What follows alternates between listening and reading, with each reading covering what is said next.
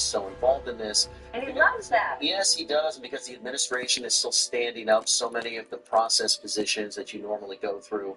But I do think, there's something to this in that so many supporters of the president were people that just thought, listen, between him and Kamala Harris, I don't like my choices, but I'll go with him because he's going to be better for the economy, better for deregulation, better for energy. They didn't think that this term would be any different than the first term. There'll be a lot of bluster, there'll be a lot of, negotiating for leverage, but at the end of the day, he's not going to do anything that's really that much different than what I would think of as a Reaganite Republican doing. They didn't take him seriously on the campaign trail. They didn't listen to what he said, and they didn't pay attention to the fact that he believes in tariffs. And Stephanie, we've all covered people in Washington who are ideological. It's an ideological place. People come here with lots of points of view. And they often believe that if I could only do what I want to do in a pure form, it would work.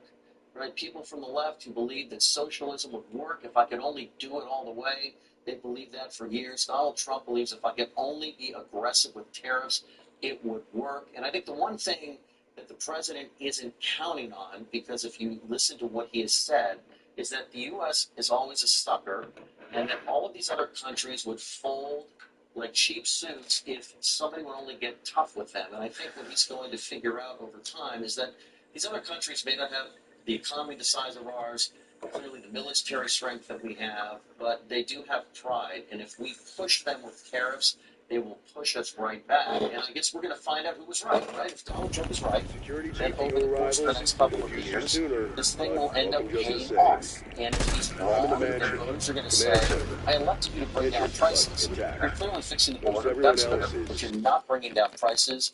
You're making my life harder, and I'm upset with that, and there's an election coming up next year. And that's when people can register their disagreement. I want to share quite a bit of things that Donald Trump said on the campaign trail about the economy, but specifically about the markets, because right now they're talking like, don't pay attention to the markets, move on. But the stock market is what Donald Trump has talked about over and over and over. Even when the stock market was going up towards the end of the Biden administration, he credited himself, saying people are getting excited because they know I'm coming. But here's a bit of that. We want to see a market crash. If we lost this election, I think the market would go down the tubes. We're going to have a crash, and we're going to have a crash like a 1929 crash if she gets in. Okay, so fast forward, we got trade wars, we got inflation, we got massive layoffs, we got these high egg prices. We know what Donald Trump wants to do. You just said it.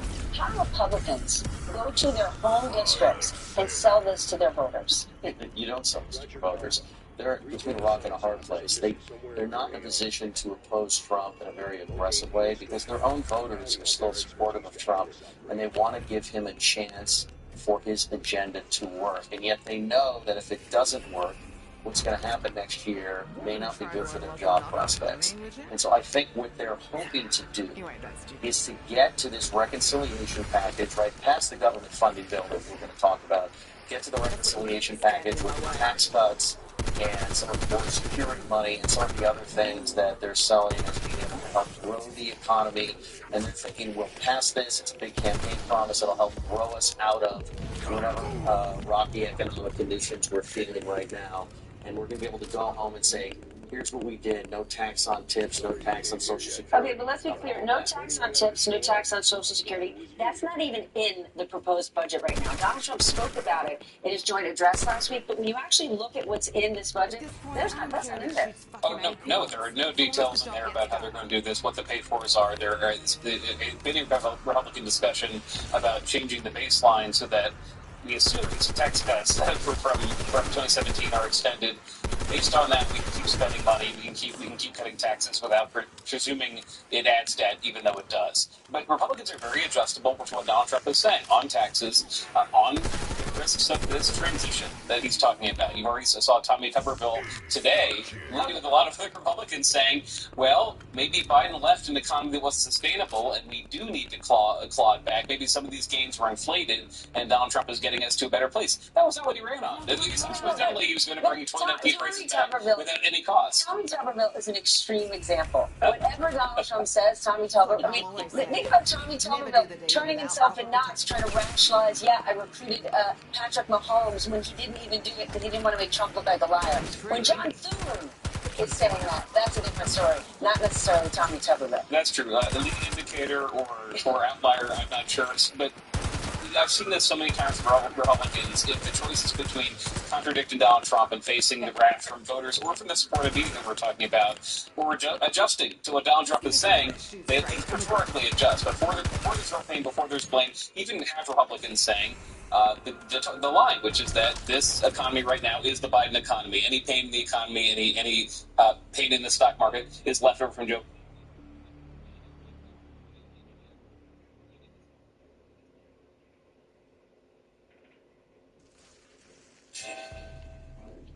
Senator Sheldon Whitehouse, the self-proclaimed champion against dark money in politics, is now knee-deep in his own ethical investigation. And the Foundation for Accountability and Civic Trust now urging the Senate Ethics Committee to investigate whether the Democrat from Rhode Island violated conflict of interest rules, as his wife has been raking in, get this, millions of dollars from federal grants tied directly to legislation he voted for. For 17 years, legislation voted on by this senator has funneled more than $14 million in federal grants to an environmental nonprofit group called Ocean Conservancy that has in turn paid Whitehouse's wife more than $2.6 million since 2010 as a consultant. White House's office dismissing allegations as, quote, a repeat dark money performance, brushing off accusations as politically motivated. And joining us now, ClimateDepot.com executive editor Mark Morano. Mark, I got to tell you, this story takes me beyond angry. I'm using that nice word on television. This is me putting the ball on the tee. You go, Dave. All right. This is money laundering that we've seen before by the Senate. $2.6 million plus for a woman from one group that comes from NOAA and EPA to someone who's got a Yale degree. In a building above Scoville Street near Bay and Davenport. Two people, they turn up, they're organised, they've got the gasoline, and why would they want to burn them down? You've just got to ask that question. So this is another one. We actually covered this on the channel at the time. The real estate market is crashing so much in Canada that people are burning down homes to avoid completing on them. At least that's what it looks like from the outside. So we'll get into many of these examples and yet another one that just happened. So take a listen to this. Residents in the Circle neighborhood woke up to find the building behind me fully engulfed in flames this morning at around 4:30 a.m. as crews arrived on the scene to battle this blaze. In a building above Scoville Street near Bay and Davenport, residents capture the moment. So it's just more homes that are under construction being burned, and we'll get into more of these examples. So fire that gutted 6 townhomes under construction in Yorkville considered suspicious, police say. And you know, this is nothing isolated to just this case. In fact, in most of the cases, they're saying it is suspicious, and there's no wonder why. So Toronto police says a fire that ripped through 6 townhomes under construction in Yorkville is being investigated as suspicious. The townhomes were engulfed in flames and several adjacent buildings were also badly damaged. Townhomes were completely gutted, and it's estimated that 2 to 3 other structures will need to be completely renovated. And luckily nobody was injured in this blaze. But isn't it really interesting that it's not just an isolated thing? We've had one after another of these new construction homes that are being torched. So This is another one. Homes under construction set on fire in suspected arson attack, York police say. So this one happened. York police are searching for 2 men after a pair of homes that were under construction in the township of King were burnt down last weekend. Police said they were called out to the fires around 6:30 a.m. When officers arrived at the scene, they found 2 homes that were under construction engulfed in flames. The homes were unoccupied at the time and no one was injured. So again, that's good. But if you take a look at what's happening here, you can see 2 people, they turn up, they're organised, they've got the gasoline, and why would they want to burn them down? You've just got to ask that question. You've just got to be a little bit of a critical thinker here. Why on earth would they be going there to burn down a house that nobody lives in? I mean, it's just so obvious.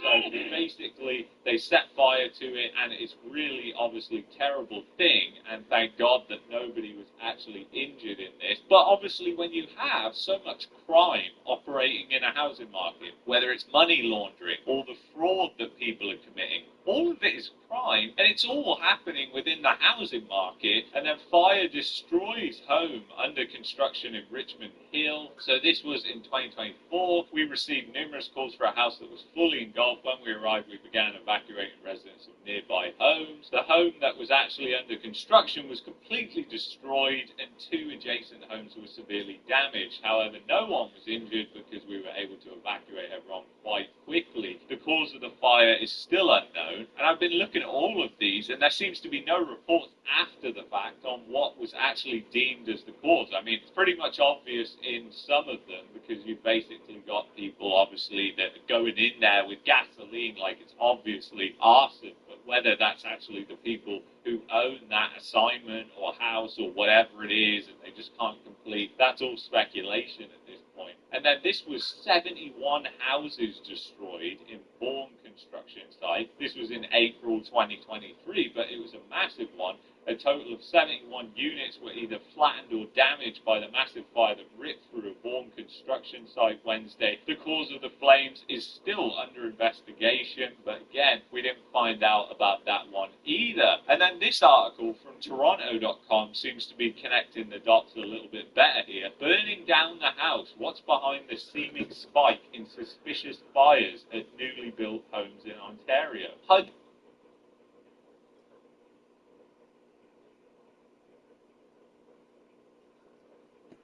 There's only one word to describe what happened today with the stock market and with gold and silver, and that word is fear.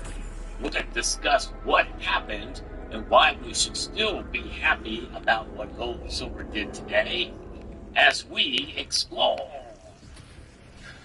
And I'll do it again, many bloody times.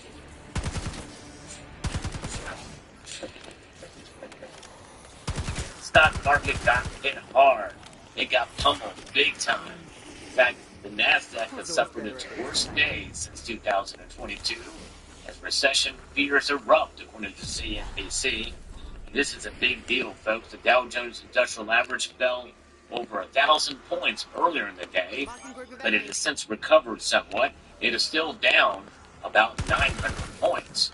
A 3-week market sell-off intensified on Monday, with investors worried that tariff policy uncertainty would tip the economy into a recession, something that President Donald Trump did not rule out before he began in an interview. But let's see what's going on with the markets, because indeed they are alive and kicking, and everything is down in the red, with silver taking taking it on the chin, much more so than gold, which is to be expected. Gold is now trading under $2,900 an ounce, moments before the markets close here. Silver is down 46 cents. That's a 1.42% drop. Still, it is above $32 an ounce, but it did get below $32 earlier in the day.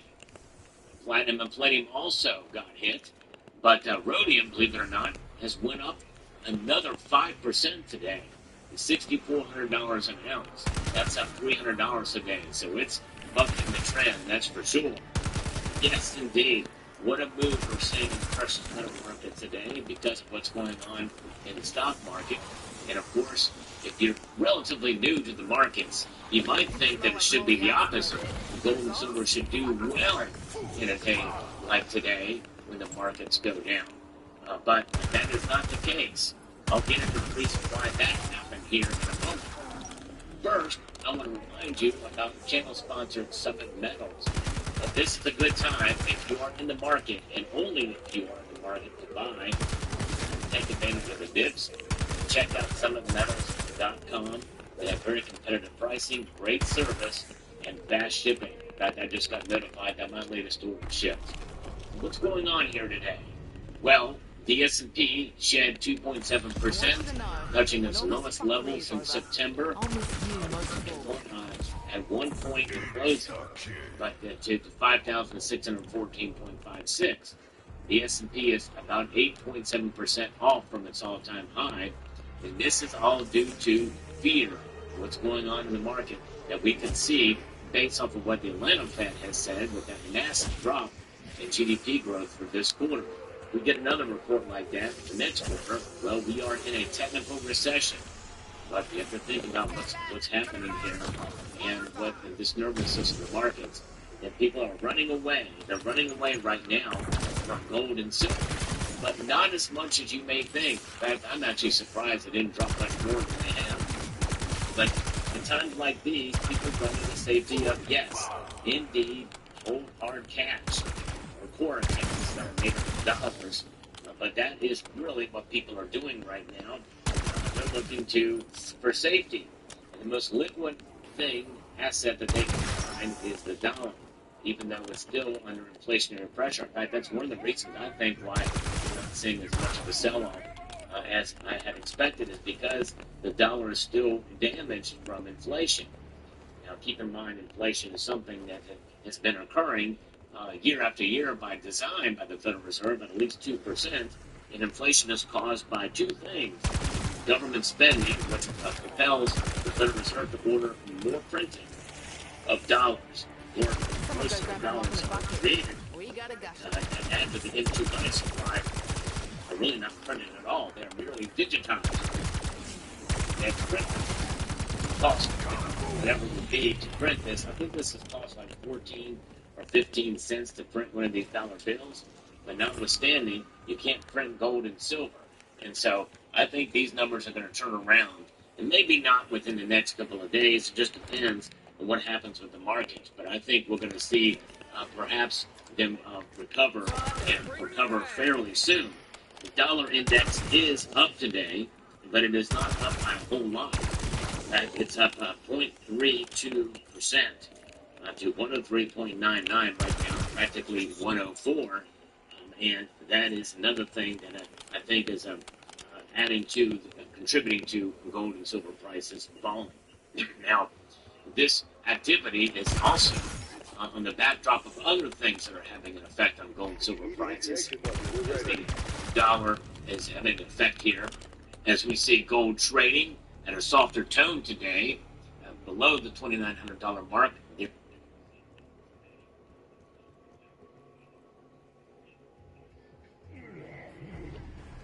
Target and Best Buy said last week that prices are going up in direct relation to the tariffs. Is that a good thing for your constituents in Staten Island and beyond? And look at the tariffs. The tariffs haven't even gone into effect. They've been postponed. So The tariffs have gone into effect for China and others. Yeah. No, some of the tariffs have gone into effect. Yeah.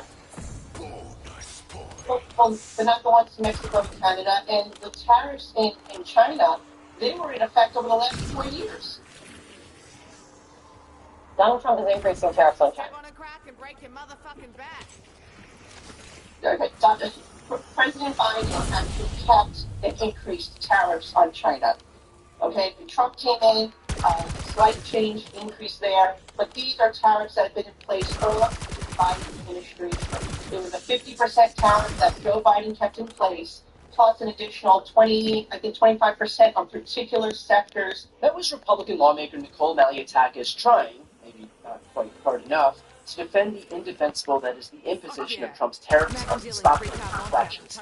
And of course, Malliotakis tries to explain away this phenomenon by lying that no tariffs have gone into effect.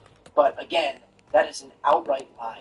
Here's a timeline put together by NPR that highlights not just the fact that tariffs have indeed been imposed, but the chaos surrounding their implementation, which is in large part why other countries are fighting back the way they are. January 20th, on the day of Trump's inauguration, he promises tariffs on Mexico, Canada, and China will be implemented February 1st. February 1st, Trump signs executive orders to implement tariffs on Canada, Mexico, and China, set to start on February 4th. Canada announces retaliatory 25% tariffs. February 3rd, Trump delays tariffs on Canada and Mexico by a month.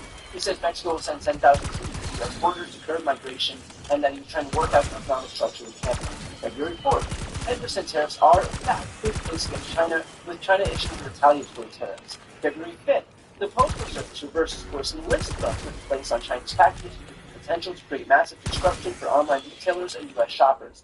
February 10th, Trump says he will impose 25% tariffs on steel imports from all countries, and he raises aluminum tariffs from 10 to 25%. February 13th, Trump signs a memorandum that sets the stage for reciprocal tariffs to go into effect across the board on April 2nd. February 26th, Trump says in a cabinet meeting he might give Canada and Mexico a 1-month reprieve on tariffs until April 2nd. February 27th, Trump reverses course and says they will go into effect March 4th. March 1st, Trump signs an executive order to increase U.S. lumber production and orders further potential lumber import tariffs. The U.S. imports billions of dollars in lumber products from China. March 2nd, Commerce Secretary says tariffs on Canada and Mexico remain a fluid situation and they could be less than 25%. March 3rd, Lutnick says again that it's possible tariffs don't go into effect, but Trump later confirms they will. March 4th, Trump levies 25% tariffs against Mexico, Canada, and China. China hits the U.S. with retaliatory tariffs, including on agricultural imports. Leading Prime Minister Trudeau blasts Trump for cozying up to Russian President Putin and imposing tariffs against the allies. He threatens to hit the U.S. with retaliatory tariffs. After Trudeau is governor, Trump says he will hit back if that happens. The stock market tumbles in response. March 5th, Trump delays tariffs related to auto. Second, March 6th, Trump delays tariffs on Mexican goods. Later, he does the same for Canadian goods. The reprieve expires April 2nd. In other words, not only is it beyond clear that certain tariffs have indeed gone into effect, even if Trump has tried to constantly scale them back as a negotiating tactic, but he's been so chaotic with them that even if they weren't imposed, it's still as if they were. He's been making these threats since the literal first day of his presidency. At some point, other countries aren't going to respond to the whole whiplash, imposition and delay, and they're just going to start taking action themselves to protect their own interests. And that's exactly what's happened here. For example, China has already imposed retaliatory tariffs on their own goods, and Canada, for its part, has announced today that it will be imposing a 25% tariff on energy goods. Ontario has decided to impose a 25% increase on electricity export to the United States. She was first with that province's energy minister. How much of an impact will all this have on the states targeted by this particular increase? Well, Ontario officials major say that this will impact about 1.5 million Americans in those three bordering states. So we're talking about Minnesota, Michigan, and New York.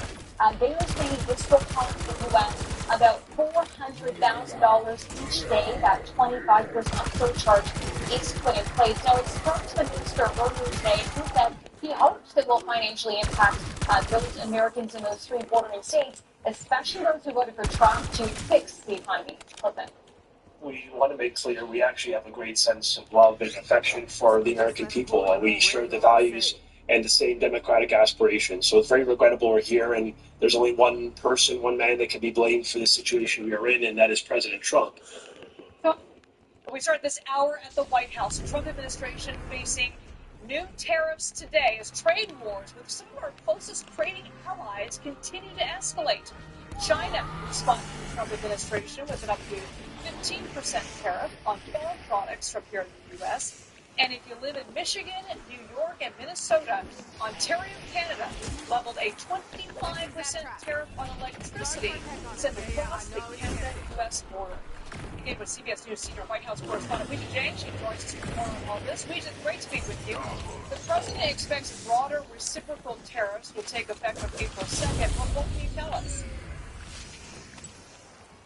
It's hard to pay attention to all the steps that we have seen already. And so far, we really been talking about the biggest one, Canada. China's retaliatory tariffs kicked in today. The ones on Canada and Mexico, but also the same when the broader reciprocal tariffs go into play. But according to the Trump administration, for all countries that currently are so I haven't seen an exact list of the figures of exactly how many countries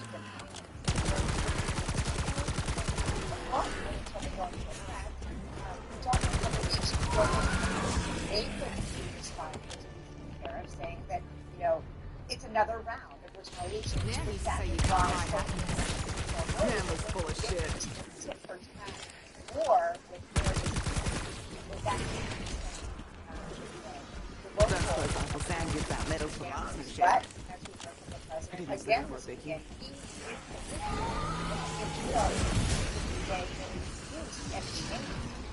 the American water. I want to pivot now to some of the conflicts in the states. The Secretary of State Marco just touched down to Saudi Arabia moments ago. He has a high-stakes meeting with the Ukrainian delegation tomorrow. What are you watching for there? Yeah, he actually just spoke with reporters and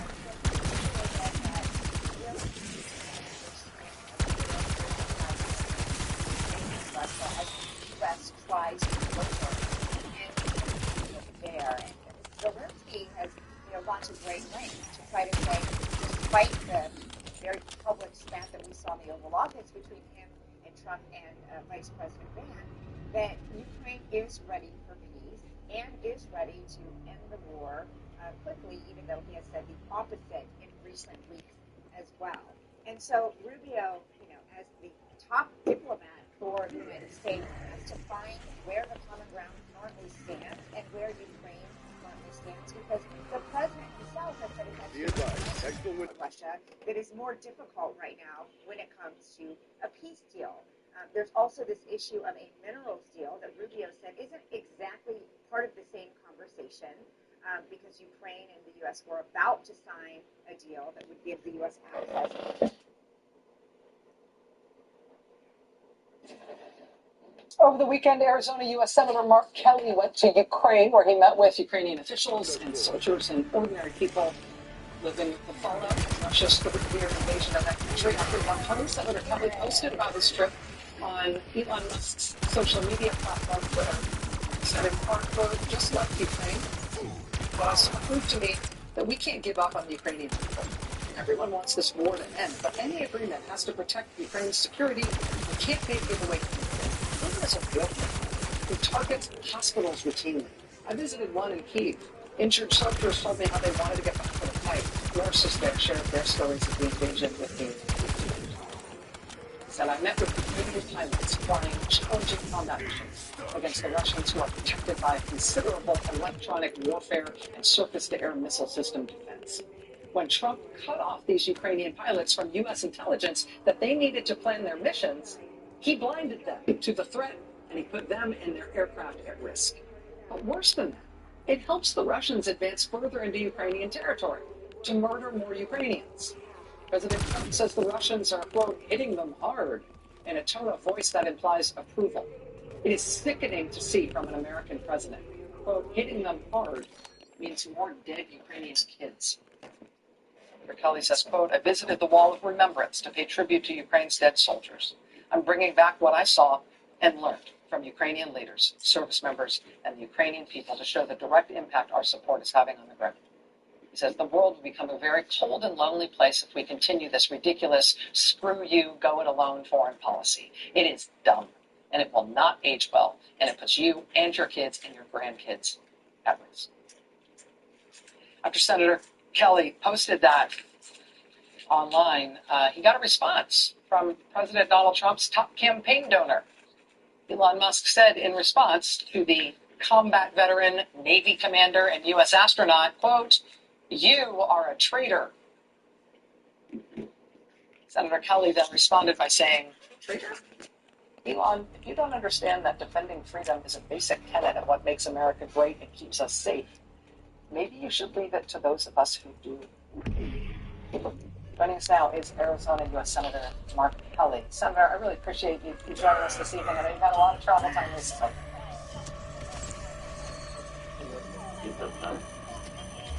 I got you. Yeah, I can hear you. Okay, I can hear you. Go ahead, sir. I can hear you all right. Yeah, sorry about that. Thank you for having me on the show. It's a long trip to get there. It's exhausting. It's really important to do it, especially now. I mean, I can't believe what's going on. It seems like our country, well, at least the Oval Office, has switched sides in this conflict. And to meet with the Ukrainian people, you showed the two nurses on the screen there. Tatiana and Irina were their names, and their story is just heartbreaking. It is so sad. You didn't share the part. I think it's important to hear what they experienced. They watched children that they injured being raped by Russian soldiers in front of their parents, and then those kids murdered by those Russian soldiers in front of their parents. It was heartbreaking. It was horrendous. It will never be forgiven. Those soldiers were sent there by Vladimir Putin to destroy this country. Putin is an existential threat to Ukraine, to Europe, ultimately to us. Those women come to work every single day and try to take care of these veterans. It was one of the saddest things I've seen since I've been in this job. And just to think right now where we are, we're going into this negotiation in Saudi Arabia. I hope it goes well. Nobody wants this to end, as much of the Ukrainian people. But Rachel, this has to end in a way where Ukraine has dignity and back in a way where they're stronger. And what Donald Trump has done, I mean, he has really set up these negotiations in a way that not only make us look weak, but they put Ukraine in a really horrible position. In terms of these negotiations, such as they are that are happening, in terms of the posture of the U.S. towards this conflict, it appears to me, from the outside, just as a citizen looking at this, that nothing has been asked of Russia, and that, to the contrary, everything that Russia might conceivably have asked of the United States, short of U.S. troops bombing Ukraine itself, has been offered to Russia without concession by this president. I don't know why Marco Rubio personally feels like the right vessel for that, given his previous clear-eyed warnings about and criticism about Vladimir Putin. Do you feel like there's anything the United States could do, if it had its wits about it, to try to change some of the way that Trump is interacting already with Russia and Ukraine in a way to make it more likely that Ukraine loses this war? Well, I can tell you what we shouldn't have done. Right at the beginning here of this negotiation, Donald Trump decides to give up Ukrainian territory, say that's not an option, they're not going to get everything back, and to say they'll never be a member of NATO. That's not the way you go into a negotiation. And Secretary Rubio said something similar here on his way to Saudi Arabia. You always want to negotiate from a position of strength. They're not doing that. You're right, they have not asked anything of the Russians. And Putin is a criminal. He respects, if anything, he respects strength. But keep in mind, Rachel, he wants to undermine Western civilization. He wants to undermine our country, our democracy. He wants to take back territory. He's talked about that. He wants Ukraine back. Then he's going to go to the Baltic. You know how they say the bigger they are, the harder they fall? Well, that perfectly applies to Elon Musk after he's racked up a string of losses throughout the week that I would like to highlight. Not only did whatever momentum he had with Doge come to a halt after a bunch of senators sat him down and said, dude, you've got to stop subverting Congress when making these cuts and doing these mass layoffs. Our constituents are mad, it's reflecting poorly on us, and they basically checked Elon Musk. But after that, he got in a screaming match with a bunch of Trump's cabinet members, and Trump's tone on Elon Musk began to shift as tensions continued to rise with the cabinet. Just to recap, Donald Trump is signaling a softer approach to the mass firings of federal government workers led by Elon Musk as cracks emerge between the tech billionaire and cabinet secretaries running the agencies is gutting. For example, Marco Rubio is not happy with Elon Musk, and reportedly Trump took Rubio's side while also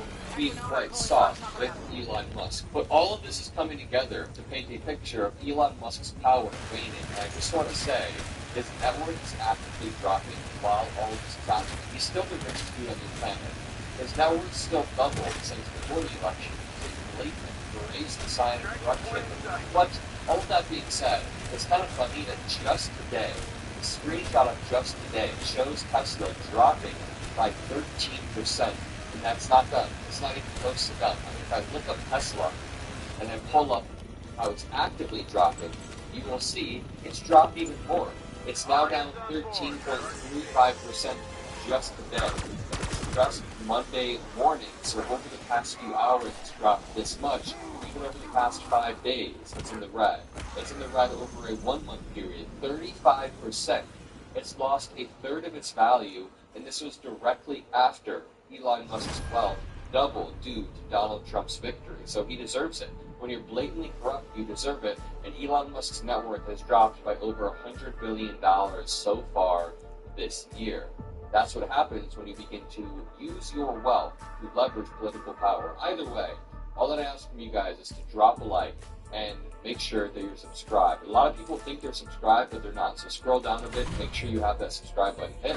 And let's jump into this article that reads, turmoil within Doge spills into public view as Musk Group confronts a PR crisis. Again, the walls are beginning to crumble. I'm not saying that Elon Musk is completely done and that he's broken on the streets. I'm just saying his net worth is slowly dropping at a time when Doge is facing a lot of pushback from not only senators and representatives, but people within Donald Trump's cabinet. Elon Musk's Doge is currently hunting for wins as it races to finish slashing the federal bureaucracy and move on to the more constructive work that it thinks it can do. Facing weeks of negative headlines and growing pressure from within the Trump admin, the U.S. Doge service is racing to finish the first phase of its assignment, slashing the federal bureaucracy, and move on to what the team hopes will be seen as more constructive work, creating sleek tools for navigating government services. I'm not quite sure if I have the faith, considering this team has built a few websites thus far. One of them was easily hacked into. Somebody hacked in and left a bunch of crude messages because of how bad the security was. They also have gone through multiple leaks and security breaches. This team is amateur. They don't have the clearances needed, and I don't have much faith. Now, if it was a qualified team, awesome. I would have the faith needed, but their slash and confirmed tactics thus far don't leave me with much faith. Throughout Doge, the need to find and champion positive achievements is seen as urgent, according to two people familiar with the internal workings. Remember, they claim they found about $50 billion of fraud, but then when their website went public, they only listed about $20 billion. But out of that $20 billion, $8 billion of it was actually the $8 billion error that they found. So it was actually $12 billion, and then the vast majority of that were contracts that had already been finished. So it's all basically a scam. It's all a scam, like all of Elon Musk's accomplishments. I mean, it's just, throughout Doge, the need to find and champion any sort of achievement is urgent. One former Tesla employee and person that works with Doge said, quote, "I need wins to defend," according to audio obtained by the Washington Post. A sign that Elon Musk's team getting personally urgent at a time when Tesla is dropping all its power. For what? To become the least popular person in the world and for your net worth to drop by a third? Of course, his net worth is still gained overall, but I'm just saying, it's going to rapidly continue to slide if his image continues to go down. The effort comes as the backstage turmoil over Doge has begun to spill into public view. Only 2 days after praising billionaire Elon Musk, who oversees the Doge team, in an address to Congress, President Trump sided last week with frustrated agency heads, saying they, not Musk, are in charge of making cuts in their department. Again, there we have it. Donald Trump sided with Elon Musk and said that agency heads are the ones who have ultimate decision over the cuts. In the same way that Congress members, senators, sat Elon Musk down behind closed doors, because of course they were too scared to do this in public view, they sat him down behind closed doors and said, "Dude, you've got to stop subverting the power of the purse as laid out in Article 1, because now our constituents are angry with us at town halls. We've had to cancel our town halls because of you, Elon Musk. So the effort comes as turmoil is brewing backstage, and as Trump sided with agency heads. Trump called for more precision on True Social, writing, quote, "We say the scalpel rather than the hatchet." And in pro-Trump districts, voters have stormed town halls to protest Doge cuts to government services and firings of thousands of civil service workers. It's worth pointing out that a lot of the constituents at these town halls are Republican. Yes, a lot of them are Democrats too, but none of them are paid protesters. None of them are paid protesters. They are real constituents, as these representatives admitted, but it's a mix of Democrats and Republicans. It's a mix of veterans and of younger people. Quote, "PR is viewed as a big mess internally right now," said one person working at Doge. "I think everyone there knows they need to do a better job of telling the story," that person said. What story? They are going in and accessing power-sensitive data? It's a complete mess, and that's why Trump has, number one, shifted his tone. Also, it's part of the reason why Tesla is absolutely tanking. Not only that, there are multiple reasons like competition across the planet, but Elon Musk's is... The newly appointed Education Secretary, Lincoln former wrestling executive and billionaire, addressed department employees about the future direction of the agency amid Donald Trump's push to dismantle. "My vision aligns with the President's goals to return control of education to states and give all parents the ability to select quality educational options for their children," McMahon, co-founder of World Wrestling Entertainment, wrote in a message. She described the department's work as a final, unforgettable public service for generations of students. The communication comes as reports suggest Trump is preparing an executive order to dissolve the U.S. Department of Education, which has been in place for 45 years, and reassign its functions, encouraging Republican states to indoctrinate children with a far-right Christian nationalist curriculum that excludes America's checkered history. Employees within the department interpreted McMahon's message as a move toward privatization that could harm students from low-income backgrounds and those with disabilities.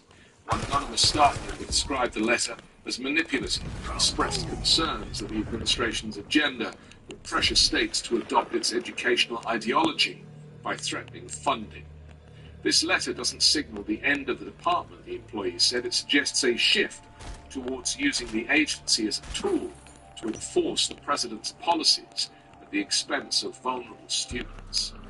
Another employee voiced frustration over the recent changes, stating that morale had reached an all-time low. After reading McMahon's email and Elon Musk's message asking federal workers to list 5 things they've done that day to keep their jobs, it's clear that the people in charge are billionaires with an understanding of how to improve education outcomes for American students, the employee remarked. Staff members fear the push for privatization will disproportionately affect disadvantaged students. They argue that private schools are less likely to accommodate children with disabilities, and that reducing public funding will widen education inequities. The third employee described McMahon's message as hostile and indicative of plans to dismantle the department. McMahon emphasized that future actions would involve Congress and other federal agencies and outlined 3 guiding principles: empowering parents as primary decision makers, eliminating diversity, equity, and inclusion initiatives in schools, aligning higher education with workforce demands. The email mentioned the word "final" 3 times in its closing sentences, when the email out. "Our Secretary is leading us on a mission to dismantle the very institution meant to ensure educational equity. Without federal oversight, local funding disparities will leave many students behind." Donald Trump signed an executive order in January that aims to steer large amounts of federal money away from public schools and towards private school vouchers and other educational alternatives. The executive order sidesteps Congress and directs the Department of Education, the U.S.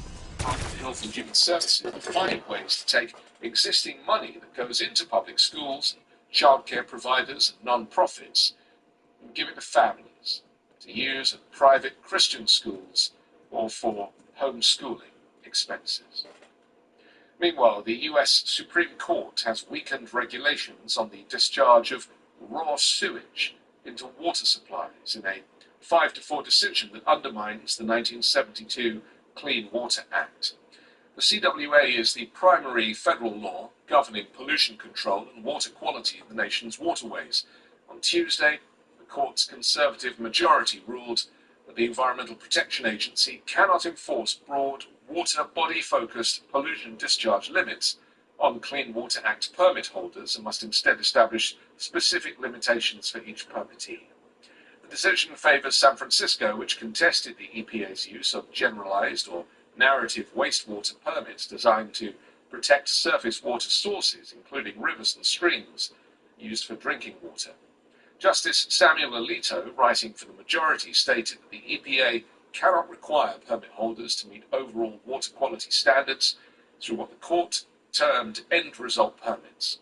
He argued the agency already possessed adequate tools to gather necessary information from permittees without relying on these broad requirements.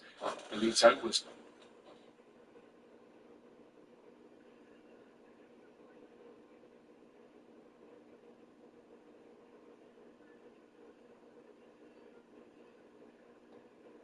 Bro, I crashed into like everyone. Yep, that's what happened. Yep. I overlapped. Oh, yep. Because I go one lap further than everybody else. You got the 9 lap.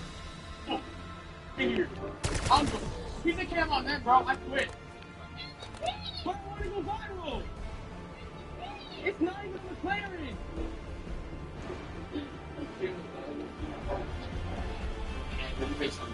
Make sure what?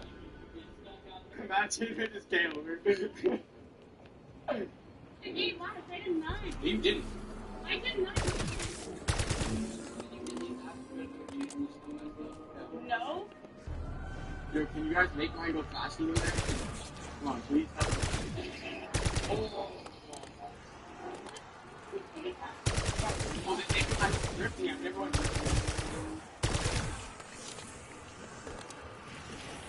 I want to go out of they stuck down to wrap up.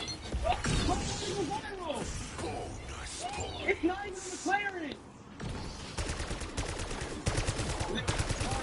Would it take one more thing without people one more time? And I'll be like, I feel like I'm here. He's 6, 17 one more time. And I'll say one more thing. All right, ready? 3, 2, 1. It's not even a McLaren! My filmer's not even here to film when I crash. Come on. That was good, that was good. Anybody got mouthwash? The masterpiece.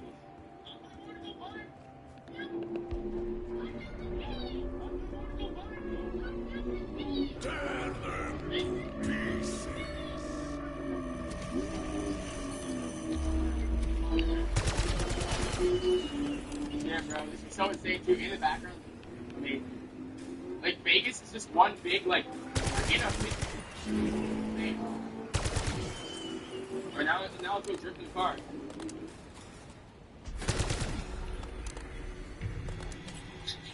Oh. What's going on there? Are we all ready to go? Anybody in the bathroom? Wait till I show you the wheel. That'll really burst your brain. You got that key, right? Did you get it?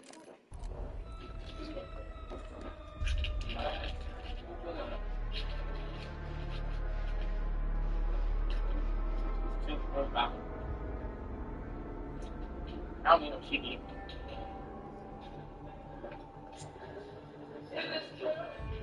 Alright, guys. Oh, can I? No, I don't want. Can I put it in your pocket?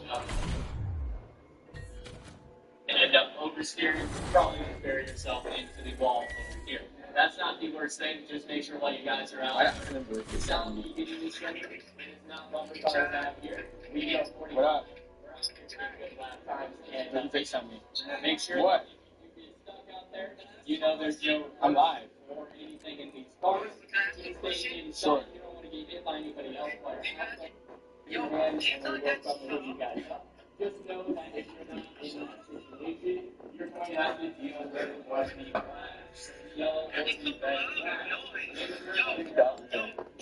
Yep.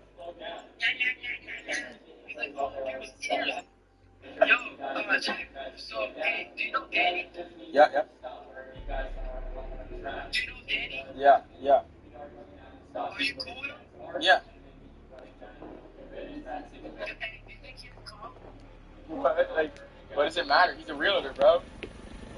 Does he have any come though? Security Chief Blanchard. Why does it matter? Barricaded command center. You told me last time you're not even cool with him. No, I'm not cool with him. What do you mean? I've always been cool with him.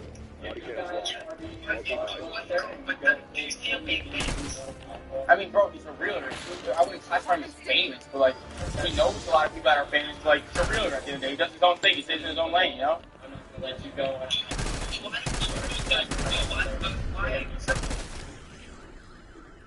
Why don't you go up to Vegas? Yeah, you want to gamble? Do it. Let's gamble. Pull up, bro. We lit. Alright, bro. Alright, bro, bet. Alright, peace. Hell no, I ain't there no airport. You can figure it out yourself.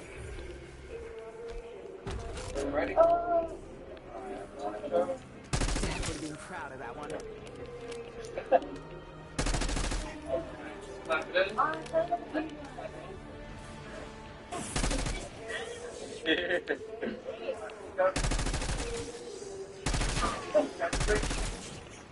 Alright, look up.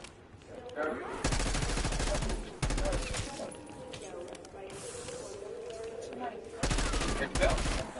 Y'all ready? Hey. Locked in. Locked in, baby. Get him, Tiger.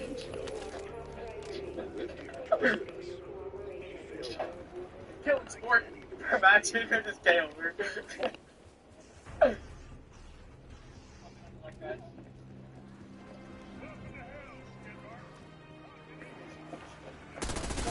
Yo, can you guys make mine go faster than theirs or no? Come on, please, test me. No, sir. Sir, how much to make mine go way faster? Please, test me. Continue? Yeah. Really? This one? Yeah. Oh, you're a legend. You're the best. I'm gonna get you right, sir. That's okay. Wait, Michael David. Can you take this? Can you take this? Oh, thank you.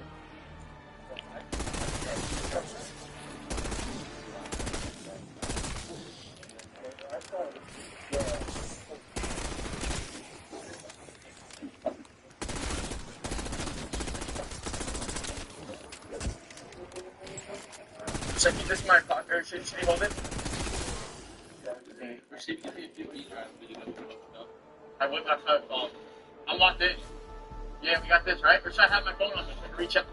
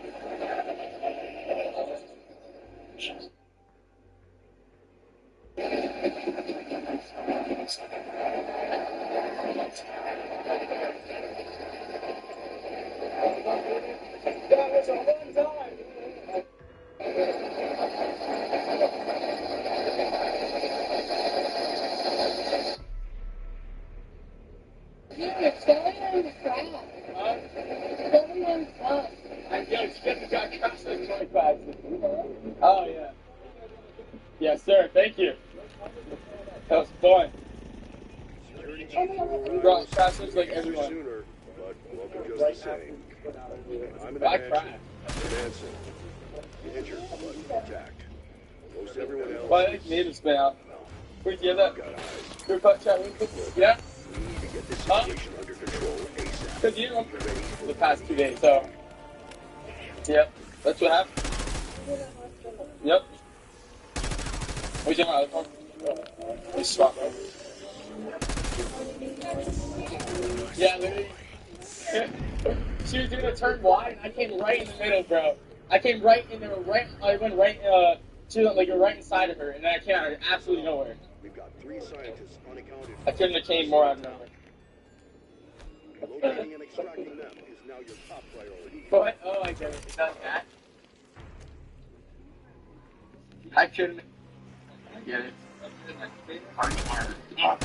That's fine. Oh, do I have to start playing? Where's your head gone? Where's the time? Oh, lit. I don't know who to do. Where I put this back? Bro, I have no idea, bro. He didn't give us clear enough directions, bro. I'm joking. For a team who didn't expect to take on the apocalypse today, you're handling this well.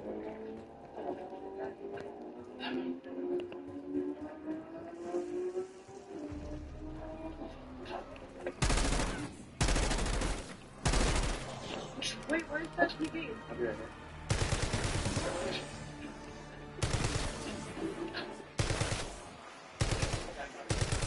No. Wait, how many? 2 seconds. Yep. Yeah, but you only did 8. You only did 8. Jack didn't. Oh, they made my. 9. They punked my. So, huh? He made you slower, actually. How? Oh, after I crashed? He was like, I gotta slow down. It was the first time he crashed. Really? Yeah, so. Still got. That's slap. You did 9. Yeah, I did 9. They all did 8 because I overlapped them all. Yeah. Because I go 1 lap further than everybody else. You guys are not on my level. Out of here. I'll go. Keep the camera on them, bro. I quit.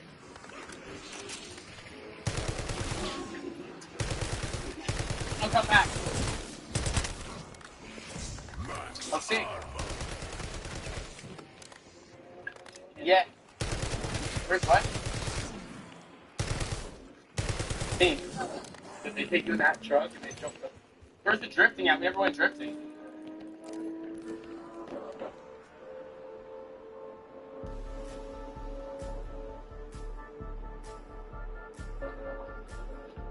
Yeah, we never went drifting. Dude's a creep, bro. How would you say my girl being creepy? You just have never talked to her, so you just think of it as like asking your mom, the only woman you've ever talked to.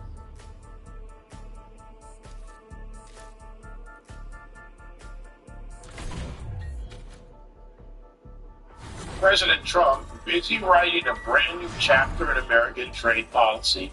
But if you say the word tariff to most Democrats, they'll tell you it's the work of the devil.